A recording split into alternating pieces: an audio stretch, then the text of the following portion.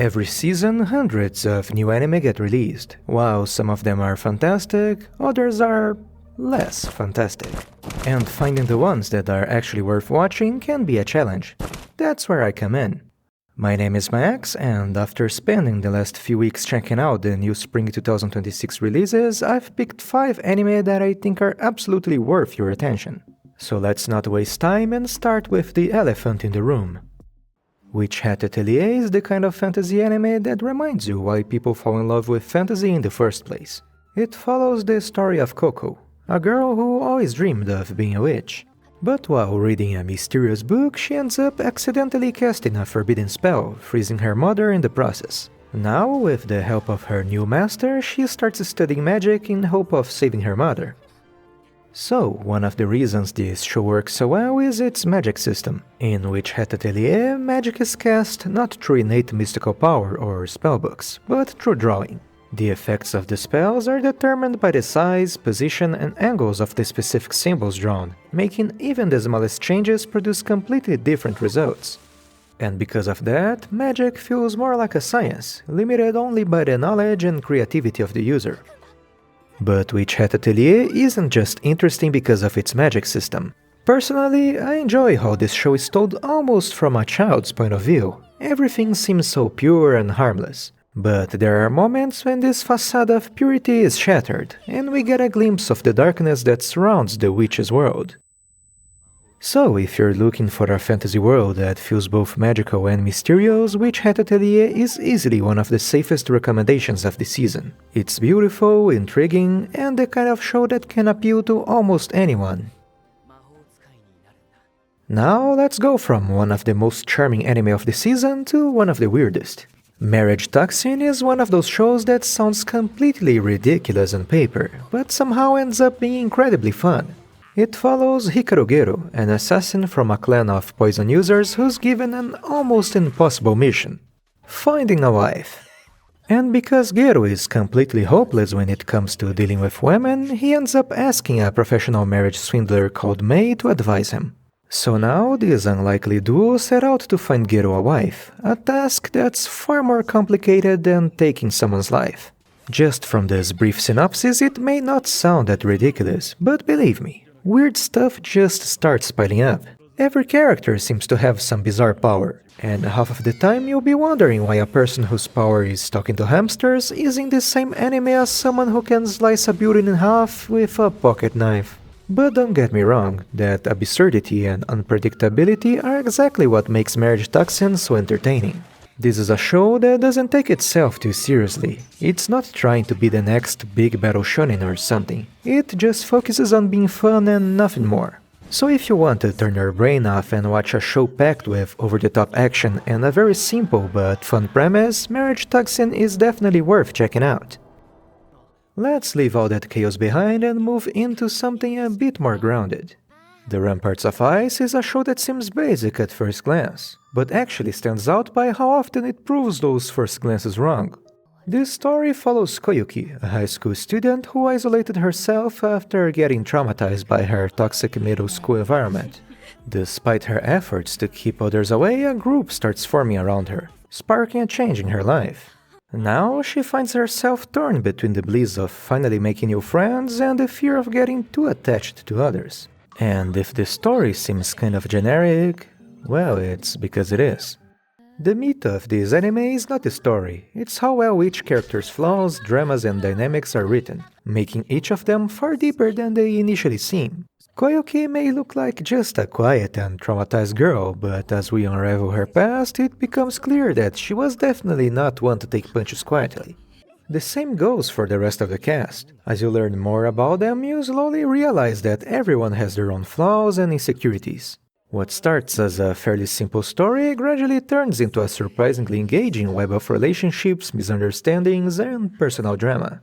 And despite all of that, this show is still kind of a rom-com, giving us lots of lighthearted and funny moments to balance things a bit.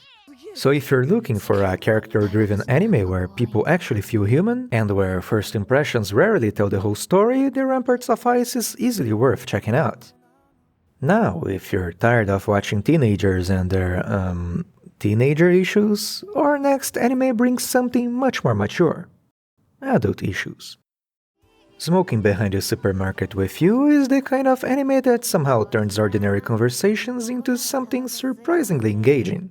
The story follows Sasaki, a tired salaryman whose favorite part of the day is visiting the supermarket, partly to see his favorite cashier and partly to enjoy a cigarette afterwards. While looking for a place to smoke, he ends up meeting this woman called Tayama, who was definitely not just the cashier with a different outfit. From then on, they start meeting behind the supermarket to chat and smoke together. And well, that's pretty much it. No huge mystery, no dramatic plot twists. The story is basically just these two talking, joking around, complaining about their jobs, and slowly becoming closer. Weirdly, the simplicity is what makes this anime so entertaining. The relaxed atmosphere, the mature yet playful characters, and the natural way they interact all come together to create an incredibly comforting experience.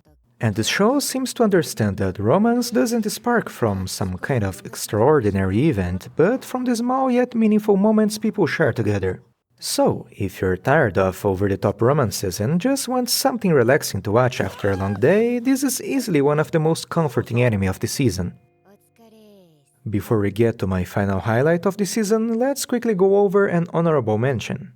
Demons of the Shadow Realm was probably one of the most anticipated anime of the season, mostly because it's written by the same author as Fullmetal Alchemist.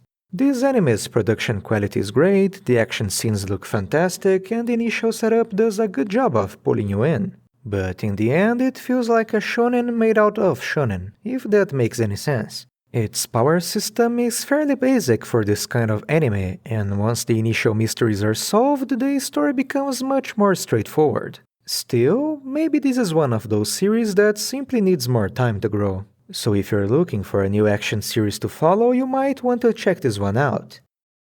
For the final recommendation, we have an anime that in my opinion is the sleeper hit of the season.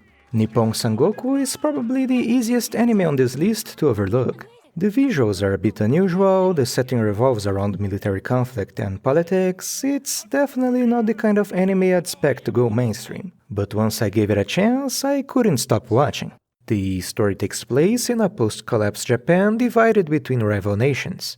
It mainly follows Misumi, a man who joins the military seeking revenge against a powerful officer responsible for his wife's death.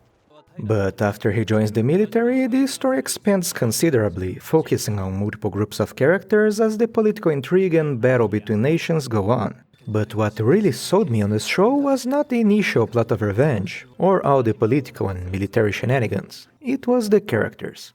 Not because they are deep or constantly go through life-changing development, but because of how well characterized they are. Each character feels distinct and memorable, and even if a few of them look like caricatures, they are not dumb or incompetent. Honestly, it's kind of absurd how quickly this anime manages to make you hate or love characters that were introduced just a few minutes ago. I even caught myself crying over characters with less than 10 minutes of screen time.